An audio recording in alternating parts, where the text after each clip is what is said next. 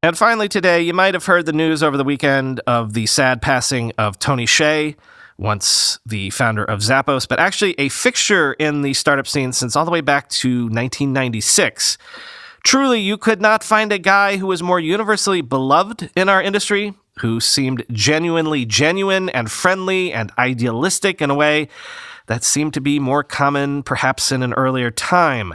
The outpouring of encomiums was endless this weekend, and if you Google around, you'll find Tony stories galore, but I'm going to share just two recollections with you.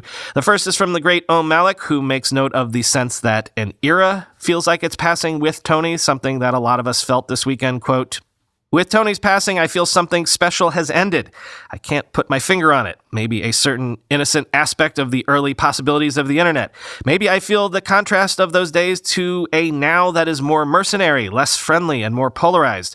Whatever, without knowing Tony as well as I should, I mourn him deeply. Tony and Zappos' biggest achievement was that it showed long before anyone else you can build an internet company anywhere.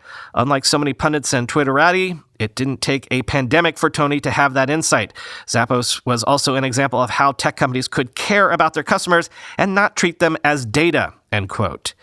And second, more personally, from Paul Bradley Carr, quote, "The true test of friendship in the tech industry, I think, is if someone still acts like a friend when they don't need anything from you, when, in fact, there's nothing you can give them.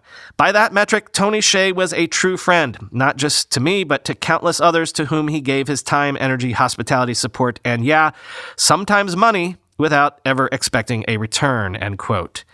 If you want more background on Tony Hsieh's life and career, the final link in today's show notes is a Forbes piece collecting a bunch of reminiscences from across the entire technology and startup industries.